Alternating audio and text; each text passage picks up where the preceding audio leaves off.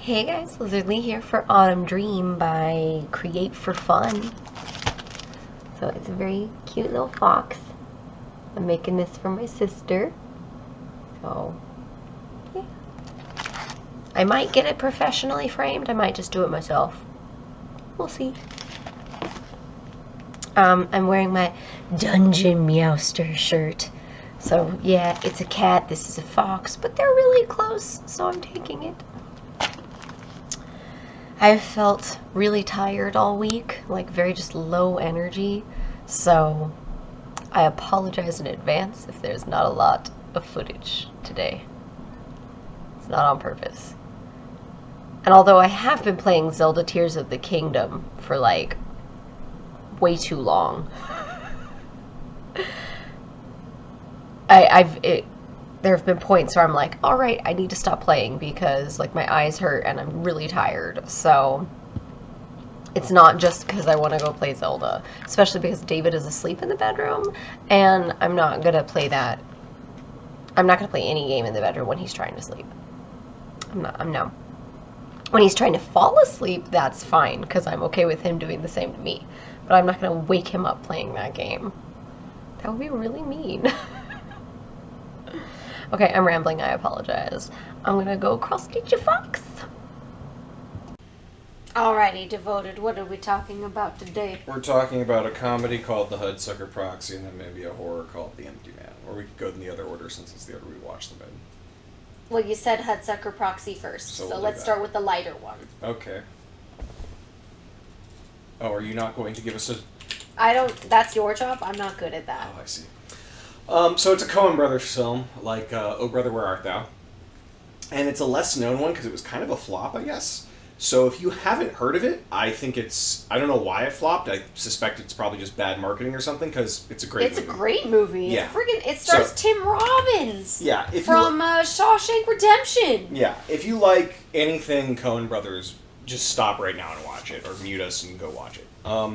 But that said, if you don't know what the heck I'm talking about, Hudsucker Proxy stars the Shawshank Redemption guy, and he is living in 1930s New York? I should actually check this, I don't know. Nor do I. Yeah, because I think it's a little anachronistic, and it's hard to tell. It's a screwball comedy, according to... 1958. Okay, way later. Yeah, because I was going to say, because given the big, air quotes, reveal. Yeah, which I'm not going to spoil. Because half the fun is being like, what the hell? Yeah, and then being like, oh, it's perfect, I get it. It's a little bit like, Trading Places, where they're betting $1? Yeah, the core plot of Hudsucker Proxy is somewhat similar. You find out very early on. It opens with a rather hilarious suicide, for lack of a better word. It actually was hilarious. Yeah, they're very good at what they do. Yeah. Not including the mezzanine. So this company realizes that all the stocks that guy held are going to go on the public market. So their plan is to tank the stock as hard as they can and then buy all the stock up so that they can get control of it and run it properly again. So they need some sort of idiot to run the company, and in steps our protagonist, who has just shown up and starts in the mailroom. Yeah, the mailroom was ridiculous. David loved that scene. It's amazing. It was a little over the top for me. And just a little too much. Yeah, that was too much. Your employee code is 24324. Your check code is 42434. I will never repeat this again. You better have it memorized. Or we dock you. It's the Coens have a style, and I'm trying to. It's sort of like almost folktale visualized, of like exaggerated characters and just craziness and wackiness that they do so well. Like there's a moment where a character looks like bad things are about to happen to him.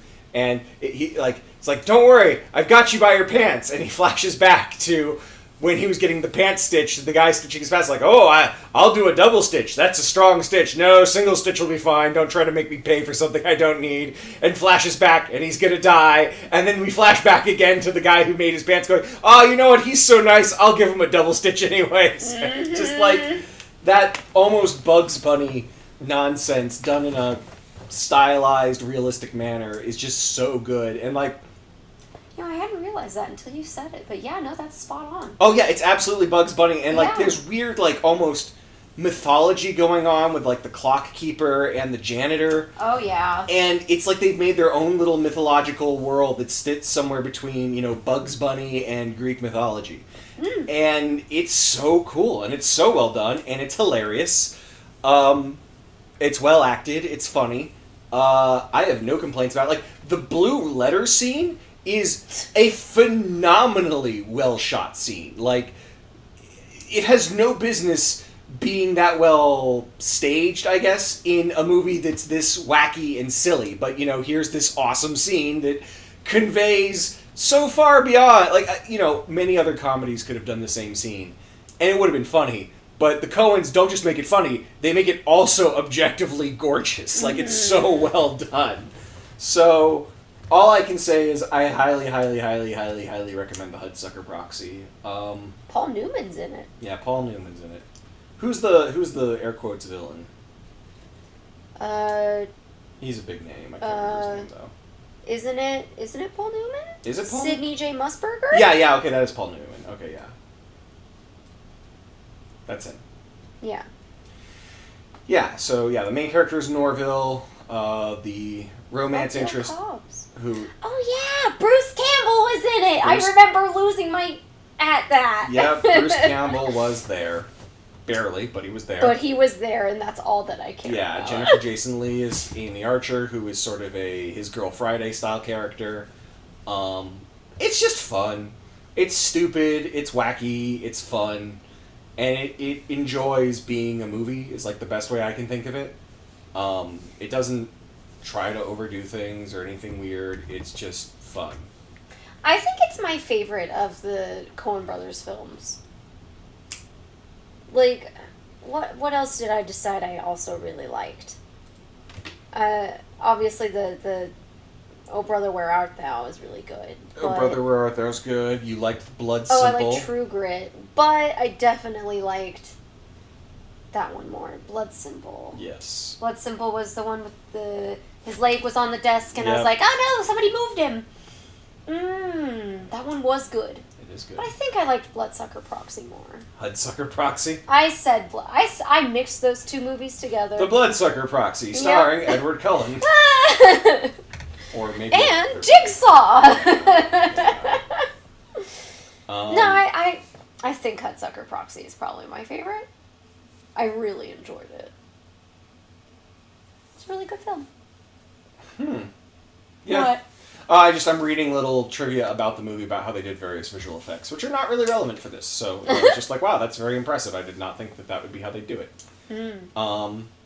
So yeah, that is the Hudsucker Proxy. I don't think I have anything else I can add because it would go into spoilers, and I think it's a movie worth not spoiling. If you haven't seen it, see it. It's like, it's not dark, it's not gross, it's like it's... Oh yeah, no, it's funny. It's a comedy. Yeah, it might bore some kids, but like it's not inappropriate in any way that I can think of, That's part of the fun of it. Like, if anything, there is a girl that definitely wants him, but he's kind of naive. Like, it's really cute. Yeah, it's cute. Just a little adult in that regard, but yeah, very little. Yeah. Does that mean we're moving on to The Empty Man? We are. Are we gonna do a non-spoiler and then a spoiler? I think we have to, because there's no easy way to, like, the only way to do this completely non-spoiler is go into it, don't listen to anything else we say. It's a unique horror movie. If you like horror, you need to see it. It's my personal favorite horror movie. Liz enjoyed parts of it. Like, I don't want to get into spoilers. Well, you can start with non-spoilers, and then we can go to spoilers. The beginning part of the movie genuinely kind of scared me. Like, my heart was pounding, and that is my kind of horror. The rest of it, I really enjoyed, but it kind of lost the horror aspect for me in the later parts of the movie. Because it's also a thriller slash... Yeah, it's not only horror. It's other genres. But, no, I did enjoy it. I will say, I think if you're comfortable being frightened and scared of things, go into it blind. Do not talk during the film. Ideally, probably have the lights off, just because this movie, for me, was mostly ambiance and atmosphere. I don't know if these are the words I'm looking for or not, but it feels right. It's just the feelings that it invokes in you as the viewer. Yeah. Like, our friend Robert came and watched it with us, and he laughed and talked the whole way through it. And he didn't like it. And I was like, yeah, because you laughed and talked the whole way through it. And that is not the point of this film. You are meant to watch it quietly and experience it. If you're talking, you're missing, like, all the music. Yes. The sound effects. Incredibly important. So... Yeah, and it's... I've even heard you're supposed to listen to it with headphones, ideally. So I might watch it again and do that when I go into my, like, lunatic deep dive onto it, because... Is it one of the things that, like, it'll go in one ear, it'll start in one ear and then move to the other? No idea. I've heard that. In fact, the person who recommended it to us recommended that, so I was like, well, it was good enough that I'm going to... It was funny talking to him. He was straight up just like, I'm not going to tell you anything else about it. Just watch the movie. Yep. So, do you want to do your synopsis attempt? Or are we still going with non-spoilers? The brief synopsis that's as non-spoilery as I can. And even then, it's going to spoil a little bit. So if you're remotely interested in all, at any point, just mute it and go. Is that we see a scene of hikers trapped in a mountain as unfortunate things befall them. And then we jump to a seemingly unconnected narrative about an ex-detective who's helping his friend try to find her daughter, who he meets briefly before she disappears. And this all seems to somehow be connected to, air quotes, the empty man. And that is about the most I can say, I think, to really give you an idea of what the heck is going on, because... Once you dip into spoilers, it's really hard to discuss beyond that without spoiling everything. It really is. Do we want to go to spoilers now? I guess we kind of have to, right? Yeah. Yeah.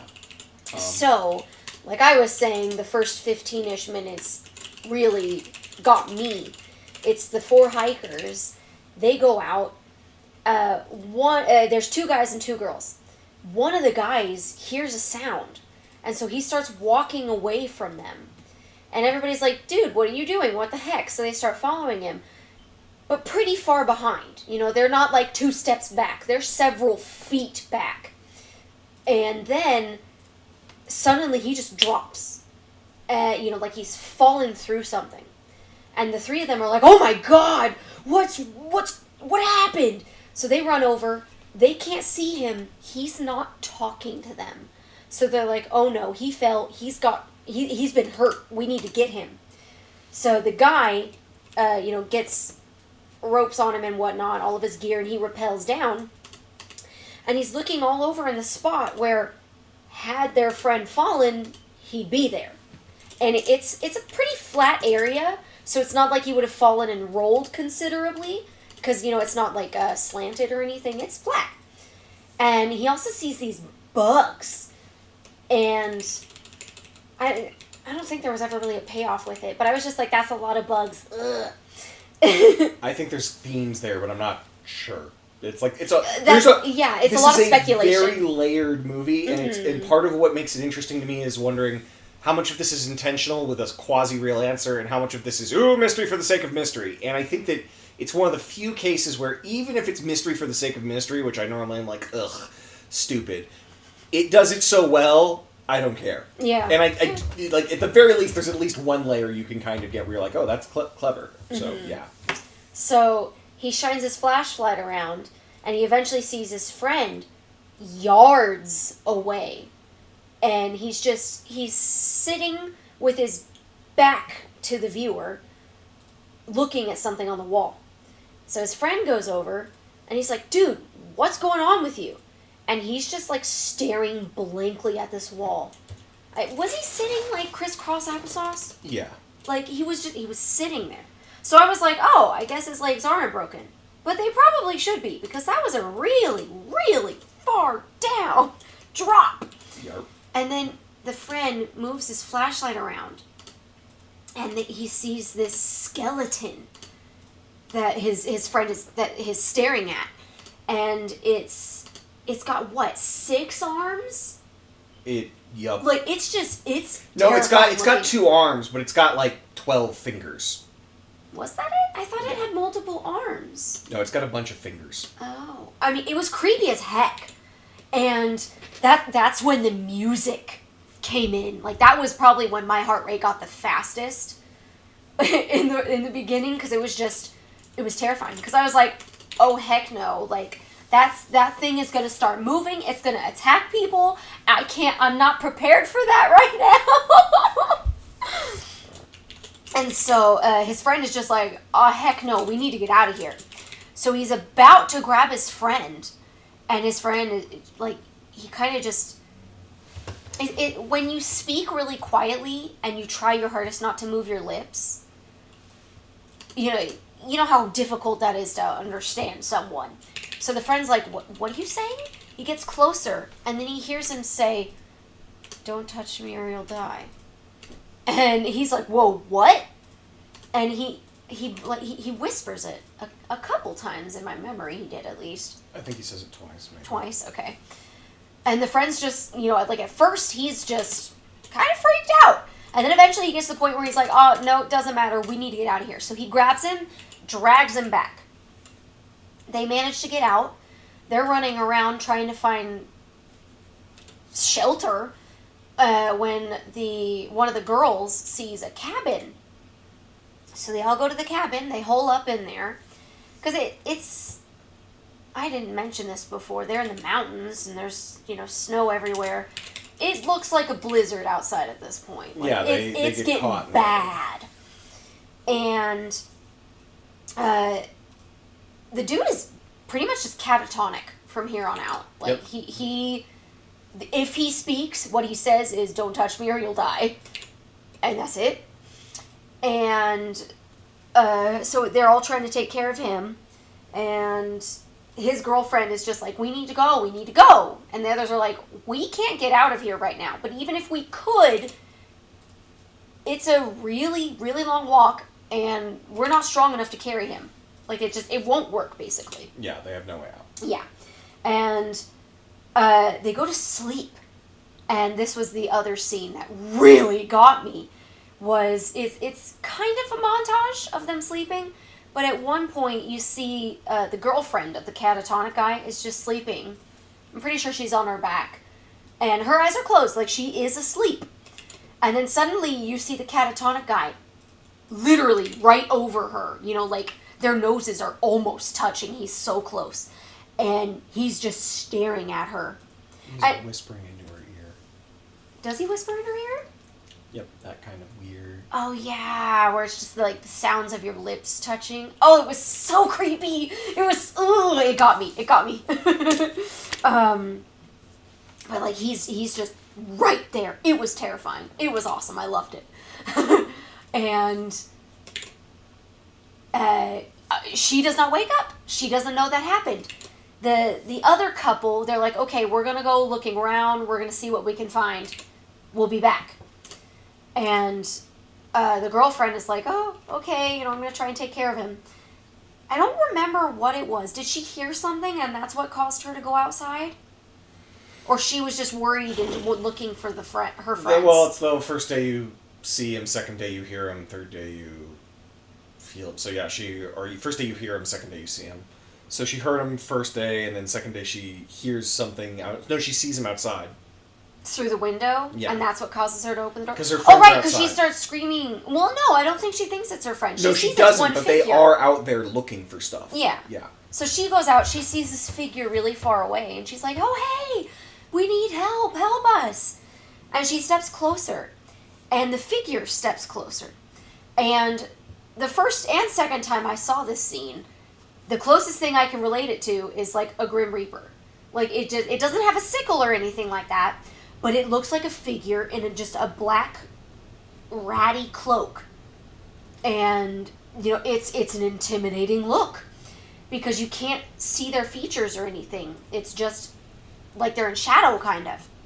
Mm-hmm. And she steps closer, and it steps closer. And then, you know, she's still talking, and they're not talking back. So I think she takes a couple steps back, and she's still creeped out, and then it starts running straight at her. That also got me. Yeah. She turns around, books it, barely makes it inside the cabin and locks the door before something starts banging on it. And so she's just freaking out. And eventually she realizes, oh, it's her two friends at the door shouting her name, saying, hey, let us in. She lets them in, and they saw nothing. They didn't see any kind of figure. And she's just like, how could you not? It was right there. And they all relax. I think they go to sleep again, and when they wake up, the catatonic guy is gone. Sounds right. Right? It was the third morning, I think. Yeah. So they're like, what the heck? They go out, and they see footprints in the snow. They follow them back to the bridge that they crossed at the beginning of the movie, and just before the crevice that he fell into. Or no, it's at the bridge. He's sitting at the start of the bridge, and he has like a bottle or something. It's a flute. Oh, was it actually a flute? It's sort of a flute. Like yes. a pan flute Bingo, thing? yeah. So he starts blowing into it, you know, and it makes eerie sounds. Like, I don't know. It makes one tone. Was it just one tone? Yeah. It was, wasn't it? It was off-putting. I think that's the best word I can use for it. Like, just, it wasn't right. Yep. And so the three of them are like, dude, what the heck is going on? What's wrong with you? You're going to freeze to death in the snow. And this is what got me, and I was upset about this. The girlfriend pulls out a knife, slices the girl's throat, stabs the other guy in the stomach, and they both fall off the cliff, and then she just looks at her catatonic boyfriend and allows herself to free fall off the cliff. Pretty much. I mean, do you have better... I mean, that's not exactly the order of events, but it doesn't matter. Oh, well, I mean, the three of them die. Yes. That's the That's summary. the main thing, yes. Like, and it was the girlfriend that killed them. Yes. And it was kind of just like, oh, we're going that route? Really? Meh. Like, I don't know. I do like my serial killers here and there in my horror movies, but I felt like this one was going a more psychological, like, demon route, and then it was suddenly like, oh yeah, serial killer kind of thing. Like, obviously she was being mind controlled to some capacity. Like, she was not a happy, willing partner in this. But it was still just like, really? That's what we're going with this? Okay. That's how I felt about it. Yeah, I get what you mean. You liked the rest of the movie more than me. Yes, I did. So, so be it. It's... Obviously, part of what it just did is like a 15-minute intro that completely misdirects the audience as to what is the point of this movie. And as you will see, the theme of 3 parts is huge in this movie, because that is essentially part 1 of the movie is a traditional horror movie, and then part 2 of the movie is sort of a thriller slasher mystery, and then part 3 is... the twist! Even more, it's existential cosmic horror, like horror. And it loves doing 3-part stuff because, for whatever reason, it's a big part of what it's doing. So it's its next part is we meet a guy who's the detective. We just see him sitting on a bridge, and he's like on a morning jog, and he's running towards the camera. And he kind of finishes his jog, and then we see him go to like a birthday, or like he goes to a food place where he gets food, a restaurant, not a food place, the place with food, and they he pays with like a happy birthday coupon, and so they of course come by and sing like one of those cringy restaurant happy birthday songs, and he's just like, oh my god, and so as it's I don't even know how to explain this. Basically, as we get to know this guy's life, it's very clear that there's this girl who comes over to talk with him, and she has some opinions, like really, really, really weird opinions. Because she is... Like, she's talking about how, like, nothing matters and things like that. It's all the... Like, oh, okay, like, that's concerning kind of talk from any person, but not, like, objectively, like, oh, she's depressed or anything, but, like, no, don't worry, nothing matters, and everything's good, and yada, yada, yada. Was that the mom or the girl? The girl. The girl, okay. Yeah. And so she's interesting. So you get her view on things, and then you start... What happens exactly? Oh, right. The next day she disappears. And she's gone, and there's blood on her mirror saying, the empty man made me do it. And it immediately triggers this whole investigation of, like, what's going on, of course. Like, where did this girl go? What happened? And the cops pretty much come to the conclusion that, well, she might just want attention, and, you know, there were problems at school, and yada, yada, yada. So the detective tells the mom, who he clearly has history with, which, like, if you can pick up on subtext at all, it's clear he slept with her. Oh, and absolutely. that there was, like, a wife, because you're also getting little flashbacks of his, that he had a wife and a kid who died in some sort of accident, and he was, like, again, I'm spoiling enough of the big stuff that, like, it's pretty easy to figure out quickly, and if you didn't notice, fine, that he was sleeping with her, cheating on his wife when she died. When his wife and child died. Yeah, they fall off a bridge or something? They drive off a bridge by accident. Yeah.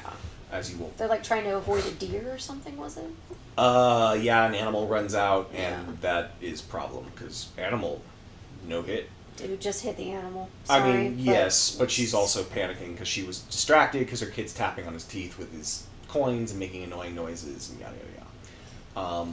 He had very vivid memories of that. Like, he knew exactly what his kid would have been doing.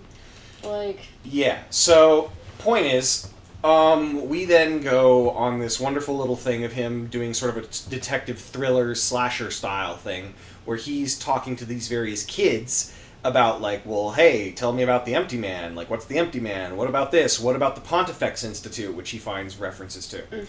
And throughout it, there's this girl he's talking to who, like, starts seeing the Empty Man, this hooded figure, this weirdness, and a bunch of other weird junk happens, like him blowing on a bottle and all sound in the forest stopping, or her getting out of the car and every kid staring at her, or... Oh, there's a quail! And there's a quail. Keep talking, keep talking. I will keep talking while she observes the quail. Oh, yeah, he's right there. He's not fighting our window yet. So, while all this is going on, they basically decide that... what was I thinking? Oh, yeah. So, eventually, you see a whole bunch of weird slasher flick, Bloody Mary, Candyman style stuff. And then we see the Empty Man violently murder the girl, by which we also see from, like, the reality perspective, she's murdering herself, but in a way that, like, no one would do. Like, she's holding herself by the throat, holding herself in the air against a wall, and then stabbing herself in the face with scissors. So, quite violent. I'm definitely going to have to put this quail video at the end of this video, because I can't put those kind of words in a normal quail video. It'll creep people out. I see. So, bonus quail footage for those of you who stuck around. Yes. It'll be at the end. So, they also find the kids... the rest of the kids who, like, were...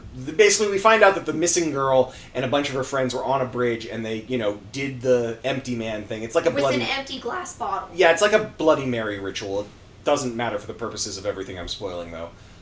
too much. And so we find all of them dead, except for the first girl who went missing, the daughter.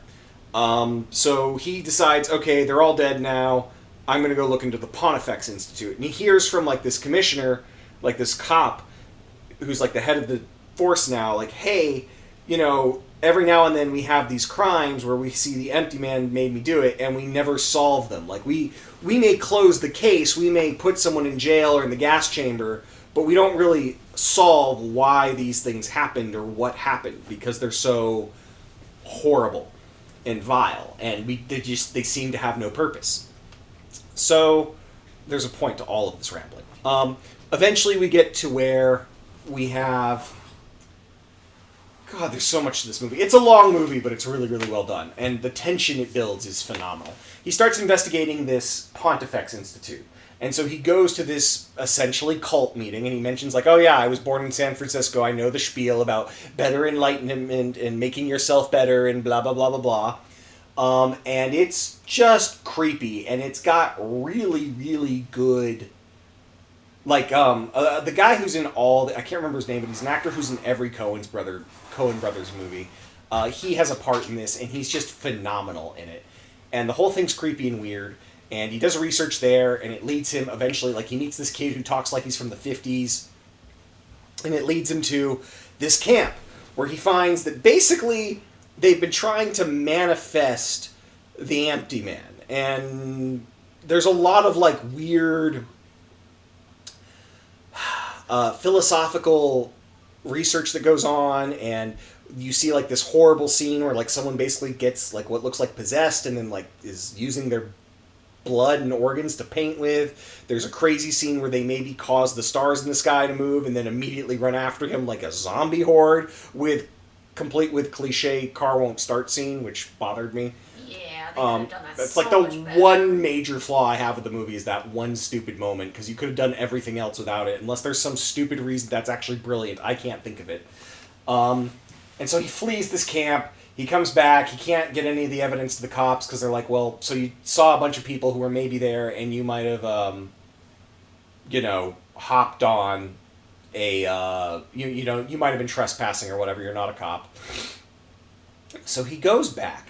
And it's important to mention that when he goes back to the Pontifex Institute, the first time he went, he accidentally sort of winds up sneaking around and spying on a group of people who look like they're trying to do the empty man ritual, which, again, I'm not going to go into. It just involves blowing on a bottle, basically.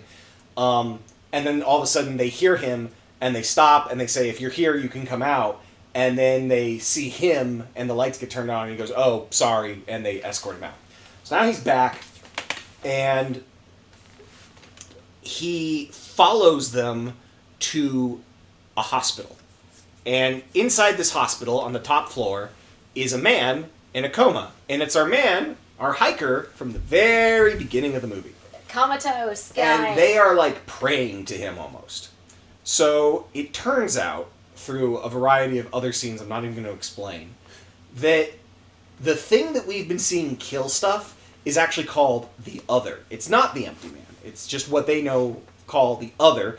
And supposedly it's the only real thing in existence, and it's trying to get into our reality and, like, consume, control, or destroy it.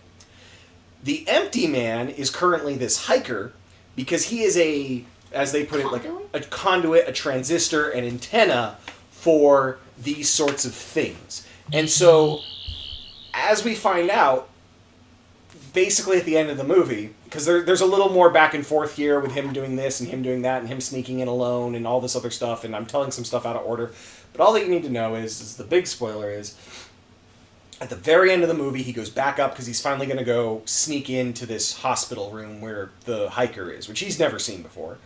And, the whole conversation is weird. He talks to this nurse whose, like, eyes are practically black due to how they shoot it and all this other crazy stuff. And he goes in and he finds Amanda, the daughter, the girl who disappeared, kicking all this off at the start of the movie. With the world's worst haircut. Continue. She does have the world's worst haircut, and she's, like, shaving the hiker because he's got, like, a beard. Yeah, she's shaving his face. Yeah, and she basically explains, I don't know who he is, but he's the empty man, and he's a transistor, and he transmits, we receive, essentially, and he's a way to talk to dark and powerful forces. And basically she says, "Oh, did you think like I was in control the entire time? Like, did you think I didn't know about you and my mother?" Because he's been talking with her mother on and off, and she's like been trying to sleep with him again, and he keeps putting up walls because he feels horribly guilty about the fact that he slept with this woman on the day her husband was buried, and on the day his wife and child died. Mm-hmm. And so they go back and forth, and she starts saying, "Well, where were you born?" And he says this town in San Francisco at the exact same time as her. Where were you? What was this? What was that? And she always knows the answers, and she says them at the exact same time as him. And it finally comes out that he's a tulpa. Because Liz called this before me or Robert. I did. I was so proud of myself. There was a point where I was like, is he not real? So, real. To catch up the audience who has probably never heard of a tulpa before, throughout this movie they've been dropping the idea of a tulpa. And a tulpa is the idea that manifestation of beliefs. Basically the idea that you could create an entity, and this is like a real belief in certain religions, but the idea that you could create an entity just by thinking about it. So if we all, like, that reality is just what we think it is, and therefore if we think hard enough about a specific thing, we can warp reality. That's the basic premise of the nonsense going on in the movie. And so she and others spent weeks sitting there concentrating on someone because they wanted to create an empty man. They couldn't just hope they'd get a new one because it's implied that it takes forever. So the first empty man they created was the one they created in the horrible cabin, and that one basically didn't work and destroyed itself, and they realized it only works if it's got suffering.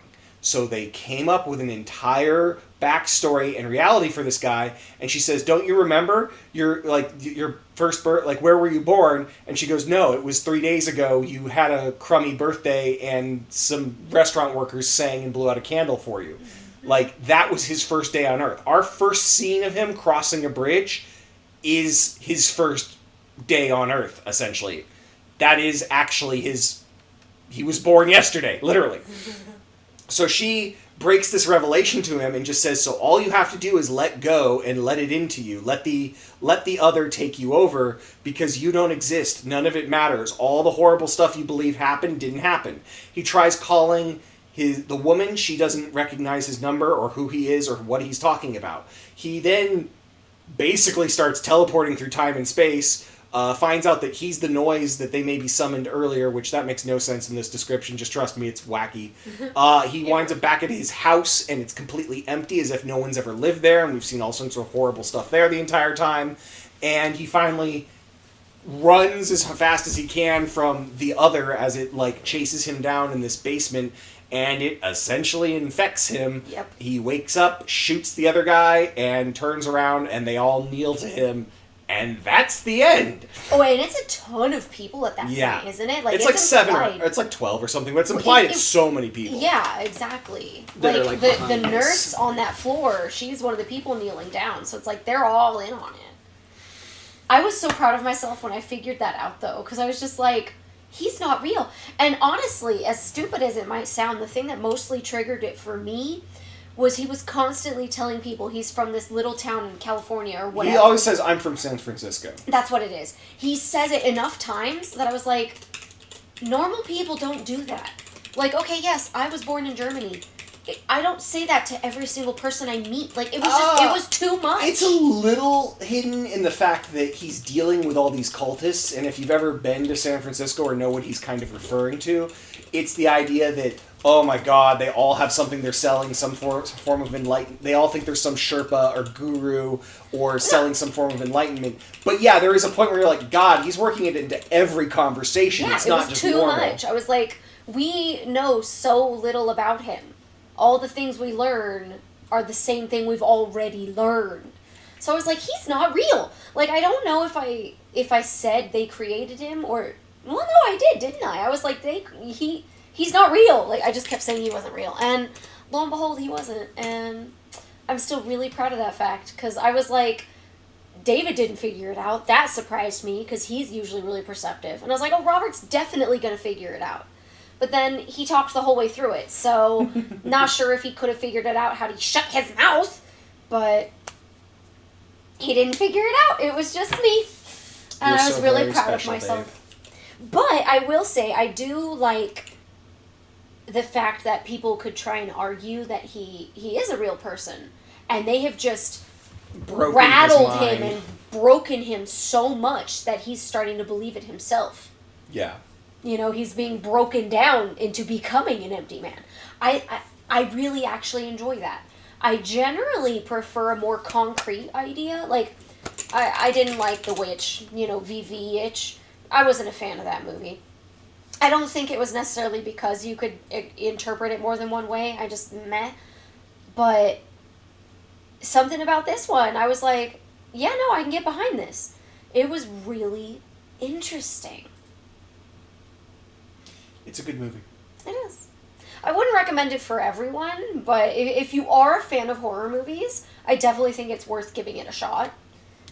Although, at this point, now that we've spoiled it, maybe not. But I still think it's worth watching, because, like, for the record, the cinematography on this movie is fantastic, Yeah, as visually. is the sound design, as is the direction, and it's not like there's anything else like it.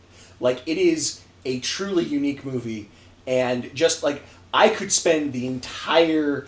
I'm literally considering doing, like, an hour or 2 hour long deep dive recording / note-taking session of what the heck is going on with, like, the shots and whatnot, because it's so... There's so much symbolism in how they do the shots of, like, bridges and passageways. Yeah, the idea of a bridge being, like, there's something on your left, there's something on your right, and you're moving forward or away from it down the middle. That shot exists constantly. Constantly. And there aren't that many bridges in the movie. Except in the first 15 minutes, where it doesn't exist except for when they literally cross a bridge. Or the fact that he may never actually enter a room on camera without a cut. As if he was born in the room and just entered from there. And, like, whenever he's about to cross a threshold or a doorway, they cut to him on the other side. There's almost never there may not be a clean scene of him walking from one room into another room with just the camera following him, like in any other film you've ever seen. So, I mean, there's so much clever stuff going on. I highly, highly, highly recommend it. Liz tolerated it, so you might just like it. I liked it, but it's not... I wouldn't even put it in my top 10 favorite horror movies, probably. But I liked it. It's an easy recommendation if you like horror and thriller. Wow, we talked a lot. And now there's going to be more quail stuff at the end. Yay! Enjoy! I don't know if I hit stop before David did that or not, but he went, quail! And I was like, sail! So I wanted to include that. Quail! Sail! And that is the end of Autumn Dream Day 1. I got 3 hours and 27 minutes of footage. Oh, my needle. I haven't tied off the thread yet. Anyways, so this is actually one of the edges. Yeah. I'm happy with it so far, but you know, I don't think I've made any big mistakes, but I'll learn later. Yeah, I don't have anything else to talk about. Like, subscribe, share, comment, all that jazz. I'll see you guys in the next video. They basically decide that what was I thinking? Oh yeah. So eventually you see a whole bunch of weird slasher flick, Bloody Mary, Candyman style stuff, and then we see the empty man violently murder the girl. By which we also see from like the reality perspective, she's murdering herself, but in a way that like no one would do. Like she's holding herself by the throat, holding herself in the air against a wall, and then stabbing herself in the face with scissors. So quite violent. I'm definitely gonna have to put this quail video at the end of this video because I can't put those kind of words in a normal quail video. It'll creep people out. I see. Solve them. Like we may close the case, we may put someone in jail or in the gas chamber, but we don't really solve why these things happened or what happened because they're so horrible and vile, and they seem to have no purpose. So there's a point to all of this rambling. Eventually we get to where we have... God, there's so much to this movie. It's a long movie, but it's really, really well done. And the tension it builds is phenomenal. He starts investigating this Pontifex Institute. And so he goes to this essentially cult meeting, and he mentions like, oh yeah, I was born in San Francisco, I know the spiel about better enlightenment and making yourself better and blah, blah, blah, blah, blah. And it's just creepy, and it's got really, really good, like, the guy who's in I can't remember his name, he's an actor who's in every Coen Brothers movie. He has a part in this, and he's just phenomenal in it. And the whole thing's creepy and weird. And he does research there, and it leads him eventually, like, he meets this kid who talks like he's from the 50s, and it leads him to this camp, where he finds that basically they've been trying to manifest the Empty Man. And there's a lot of, like, weird, philosophical after him, like a zombie horde, complete with cliche car won't start scene, which bothered me. Yeah, they could have done that so like much better. One major flaw I have with the movie is that one stupid moment, because you could have done everything else without it, unless there's some stupid reason that's actually brilliant. I can't think of it. And so he flees this camp. He comes back. He can't get any of the evidence to the cops because they're like, well, so you saw a bunch of people who were maybe there, and you might have, hopped on you might have been trespassing or whatever, you're not a cop. So he goes back, and it's important to mention that when he goes back to the Pontifex Institute, the first time he went, he accidentally sort of winds up sneaking around and spying on a group of people who look like they're trying to do the Empty Man ritual, which again, I'm not going to go into, it just involves blowing on a bottle, basically. And then all of a sudden they hear him, and they stop, and they say, if you're here, you can come out. And then they see him, and the lights get turned on, and he goes, oh, sorry, and they escort him out. So now he's back, and he follows them to a hospital. And therefore, if we think hard enough about a specific thing, we can warp reality. That's the basic premise of the nonsense going on in the movie. And so she and others spent weeks sitting there concentrating on someone because they wanted to create an Empty Man. They couldn't just hope they'd get a new one because it's implied that it takes forever.